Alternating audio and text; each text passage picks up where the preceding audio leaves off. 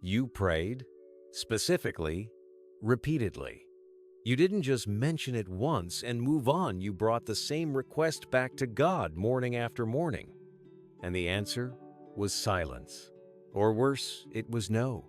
Maybe it was a marriage, a diagnosis, a job you needed, a person you begged God to bring back, or to change, or to heal.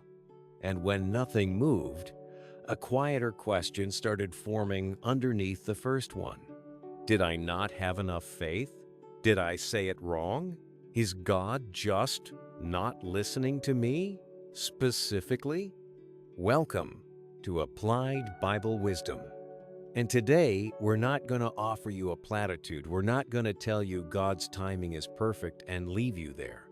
We're going to look at 3 people in Scripture who prayed hard, prayed specifically, and did not get the answer they asked for. One of them was Jesus. And what happened to their prayers is going to change what you think is happening to yours. Start with Paul. Paul had seen things most people never see. He describes being caught up into paradise, hearing words he wasn't even permitted to repeat. And right after that, Scripture says he was given a thorn in the flesh, a messenger of Satan sent to torment him so he wouldn't become conceited. We don't know exactly what the thorn was: a physical ailment, a recurring pain, something that limited him, embarrassed him, wore him down day after day. And Paul did what you would do. He asked God to remove it. 3 times I pleaded with the Lord about this, that it should leave me. Not once, not a passing prayer said in a hard moment. 3 separate, deliberate appeals from a man who had planted churches, survived shipwrecks, and seen the risen Christ with his own eyes. If anyone had the standing to expect a yes, it was Paul. And the thorn stayed. Now, go somewhere heavier. The night before the cross, Jesus goes to a garden called Gethsemane. Scripture says his sweat became like drops of blood falling to the ground. That's how much this prayer cost him. And he asks for something specific. Father, if you are willing, remove this cup from me. The cup meant the suffering ahead of him. The betrayal, the beating, the cross, the weight of every sin that was about to fall on him at once. He asked for it to be taken away. This is not a man with weak faith. This is the Son of God in perfect relationship with the Father, asking with everything in him. And then he says the rest of the sentence. Nevertheless, not my will, but yours be done. The cup was not removed. If Jesus, sinless, perfectly aligned with the Father, praying in complete faith, didn't get the specific thing he asked for, then an unanswered prayer was never proof that something is wrong with you. It might be proof you're standing exactly where Jesus once stood. So maybe you're thinking that's Jesus, that's Paul. What about ordinary prayer? What about someone like me? James answers that directly. The prayer of a righteous person has great power as it is working. And then, so nobody thinks this is only for spiritual giants, he gives an example. Elijah was a man with a nature like ours. Same doubts, same fear, same exhaustion we carry. Elijah prayed it wouldn't rain, and it didn't rain for 3.5 years. Then, later, he prayed for rain to return. And here's the part most people skip past. He sent his servant to look toward the sea. Nothing. He sent him again. Nothing. 6 times nothing. The 7th time, the servant came back and said there was a cloud, small, like a man's hand, rising from the sea. That was the answer. It came on the 7th look, not the first. Even a prayer that Scripture calls powerful and effective still had a process, a waiting, a watching, again and again, before anything visible appeared.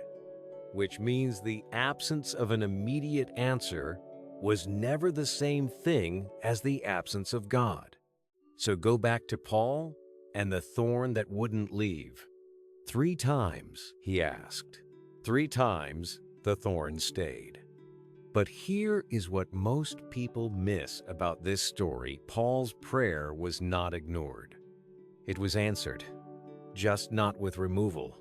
My grace is sufficient for you, for my power is made perfect in weakness. Read that again. Not, I will take this away when you have enough faith.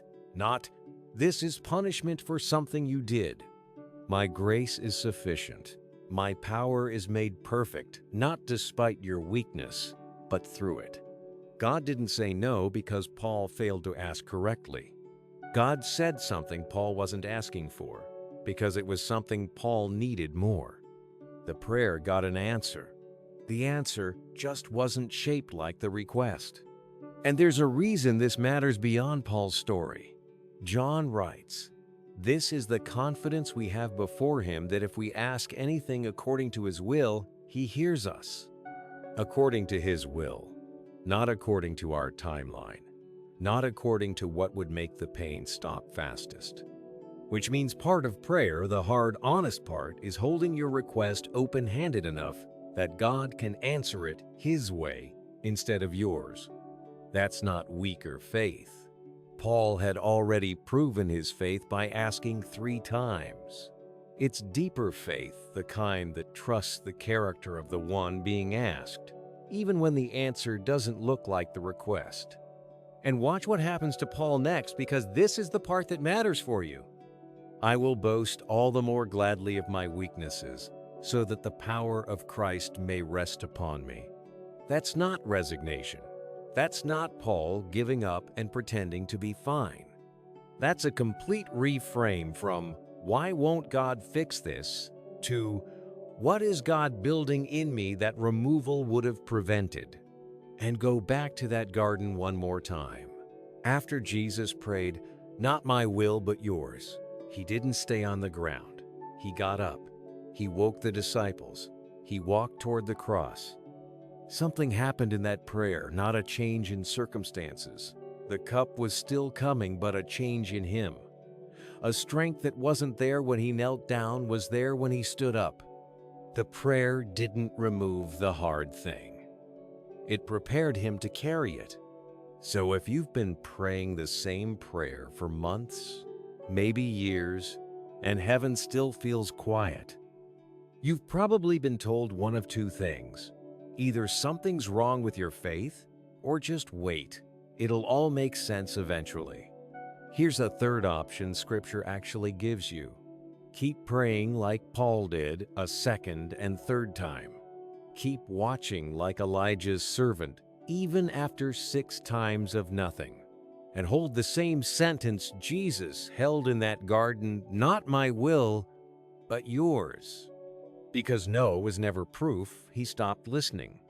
Sometimes the answer is sufficiency instead of removal, strength instead of rescue, a cloud the size of a hand after 6 times of an empty sky.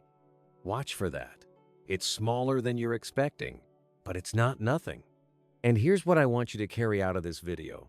More than anything else, the thorn Paul asked God to remove 3 times, Scripture never tells us it was ever taken away. As far as we know, Paul carried it the rest of his life. And he wrote nearly a third of the New Testament anyway, planted churches anyway, called himself content anyway, not because the thorn stopped hurting, but because he'd stopped needing it removed to know God was with him.